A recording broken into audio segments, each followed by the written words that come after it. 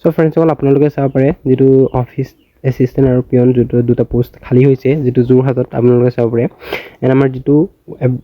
application মোডটো হ'ব ৱাকিং interview য'ত আপোনালোকে খোজকাঢ়িব লাগিব এণ্ড আমাৰ যিটো ৱাকিং ইণ্টাৰভিউ ডেটটো হ'ব 2/6/2024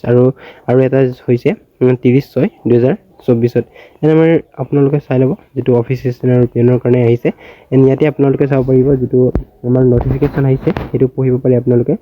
যিটো এডভাৰটাইজমেণ্ট ডেটটো আহিছে 21/5/2024 আহিছিলে এণ্ড আপোনালোকে চাব পাৰে এছিষ্টেণ্ট এটা পোষ্ট আৰু পিয়নৰ কাৰণে যিটো দুটা পোষ্ট নহয় এটা পোষ্টৰ কাৰণে আহিছে চ' ইয়াৰ মন্থলি চেলেৰি হ'ব 18,000 আৰু যিটো পিয়নৰটো হ'ব 12,000 যিটো ডেটবিলাক চাব পাৰে আপোনালোকে ৱাকিং ইণ্টাৰভিউ ডেটটো 2 তাৰিখে আছে যিটো অফিচ এছিষ্টেণ্টৰ 6/2/2024 আৰু পিয়নৰ কাৰণে 13/06/2024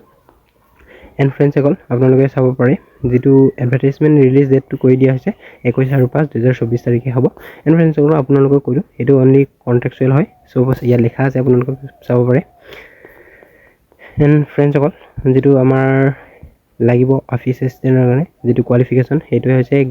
graduate plus knowledge in computer এপ্লিকেশ্যনৰ যিটো চাব পাৰে এণ্ড পিয়নৰ কাৰণে ক্লাছ 8 পাছ হ'লে হ'ল বাট নট গ্ৰেজুৱেট যিটো গ্ৰেজুৱেট হ'ব নোৱাৰিব আপোনালোকে এণ্ড মিনিমাম এজ আপোনালোকে 21 ইয়াৰটো আৰু মেক্সিমাম এজ 40 ইয়াৰ্ছৰ ভিতৰত হ'ব লাগিব